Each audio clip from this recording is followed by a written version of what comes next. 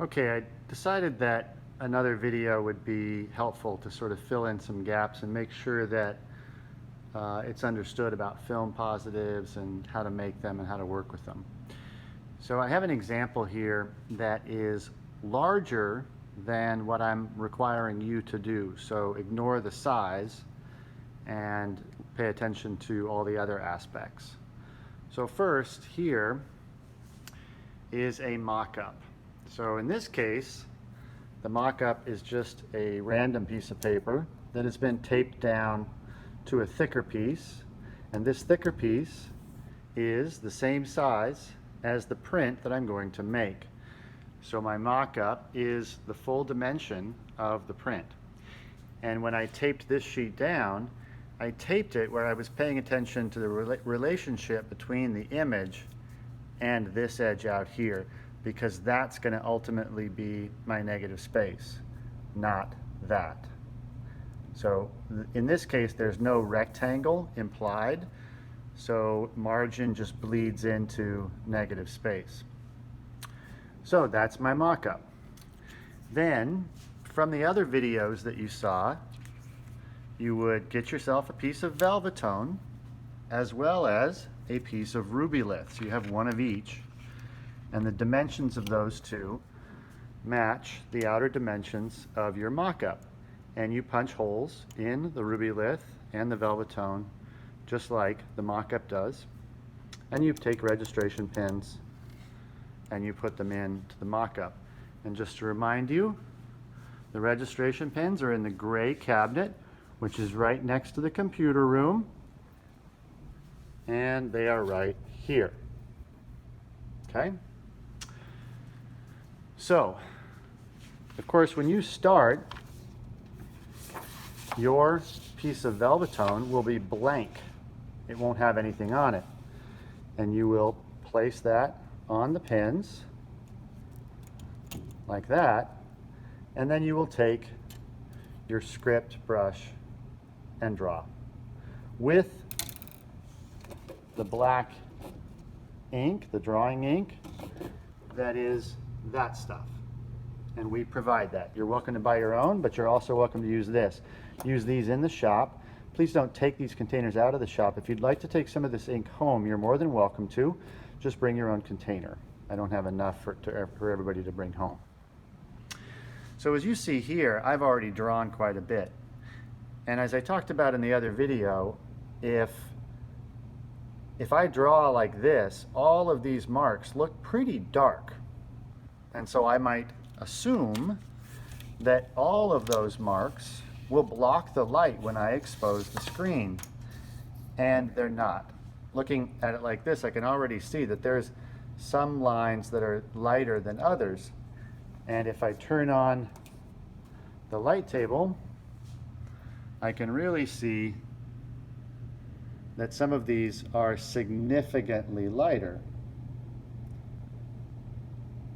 Okay?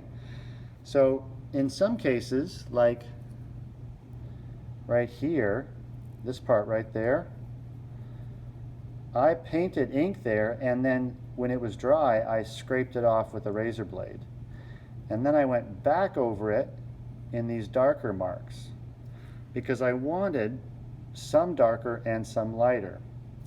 And because I'm working on Velvetone, this is going to translate to my screen and to my screen print because of the pebbly texture in the Velvetone and how that provides an automatic stippling or dot structure. If you look really, really close at some of these light areas, I don't know if it'll focus. It's a little too close. You can just sort of tell that that lighter gray area is composed of black dots with white spaces between them. That's what makes it translate to the screen. So you're going to draw / paint with a script brush on Velvetone to make your line work, the line work of your screen print. And I could be adding big blobs of tone in here. I could be adding more texture. I could fill it all in with black ink if I want. You can do any of those things. Wherever I put opacity in the Velvetone, that's where it will print. Okay? So probably do that first. Once you've done that, you might want to have your Velvetone on top of your mock-up and then place your ruby lith on top of that. Of course, all three of them are going onto the pins. The pins are what ensure proper registration always, so I could change the sequence of these, change the order, I could take them apart, put it back, but as long as I always put them back on the pins and make sure that it's flat, then they're always going to be lining up. Okay? Now, one trouble spot that I'm seeing, I just turned off the light of the light table. One trouble spot here is you can see that through the ruby lith I can see my line work.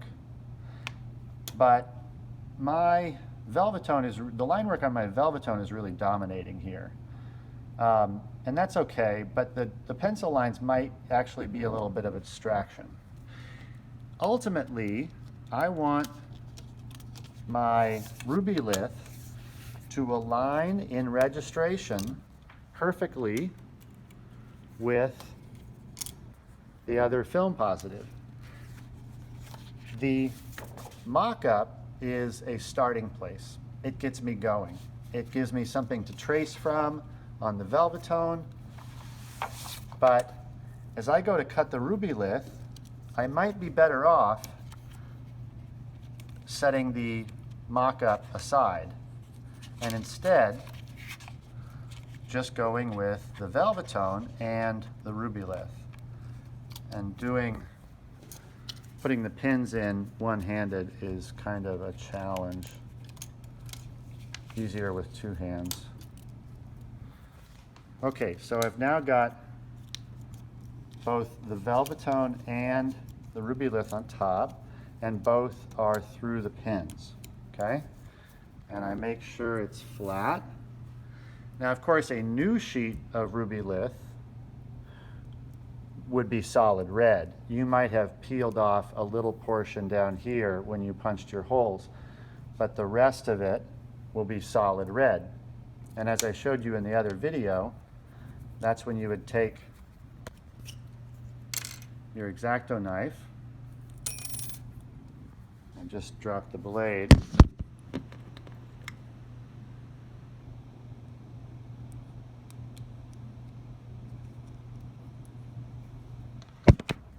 That's when you would take your X-Acto knife and you would gently cut through the ruby material, but not through the acetate.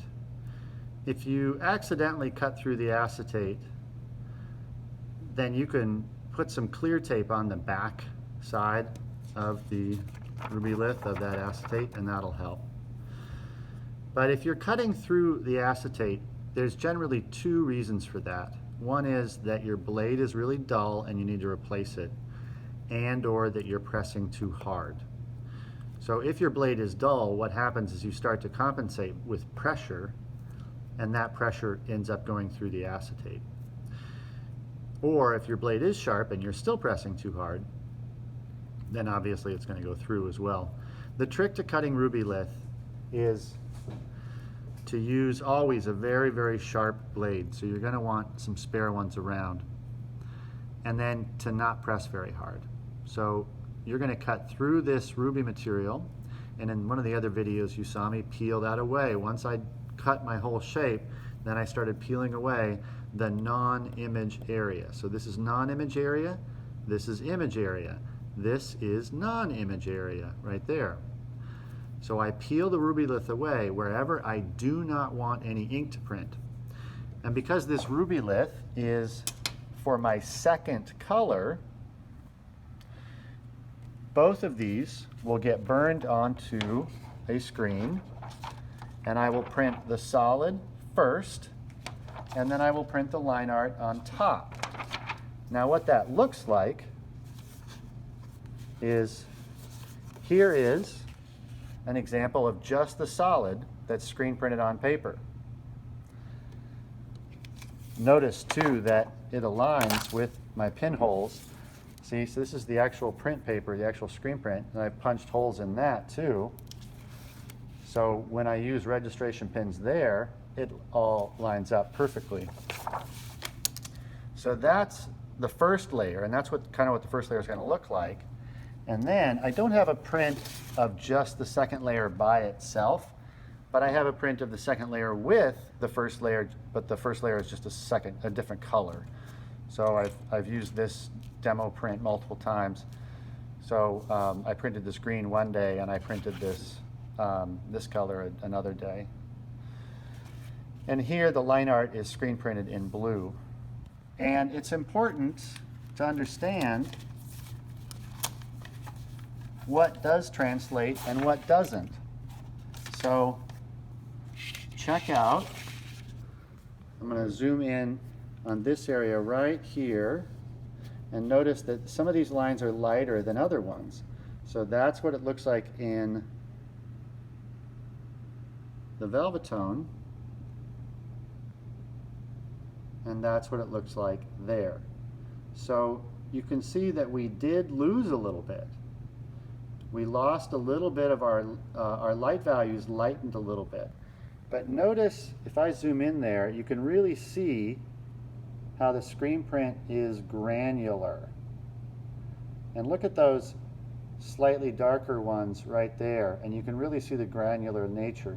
So in the translation from film positive, exposing onto screen, and then screen printing, you are going to see, even from the Velvetone, some translation, some changing. And that's just the way it is. That's part of the nature of the process. The thing for you is to understand as fast as possible how to use that to your benefit, or how to work within those limitations.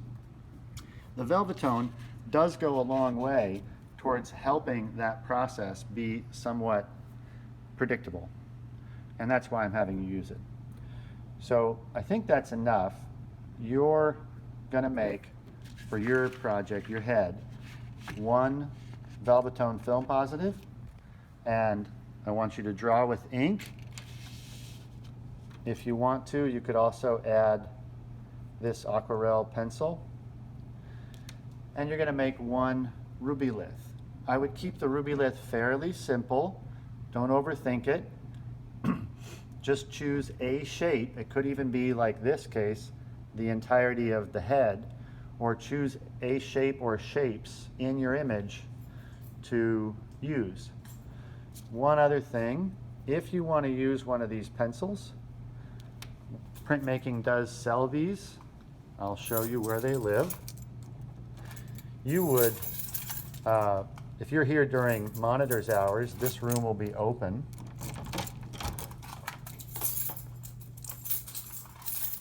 Turn on the light. Come back here to the very back. Stabilo pencils. Right there. And then coming back towards the door, like I showed you in the other video, find the sheet, Jeffrey Dell, Screen and Relief, and you would mark down in the material, Stabilo pencil, and if you want to know how much that costs, it's right there, Stabilo pencil, $2 per pencil. Okay?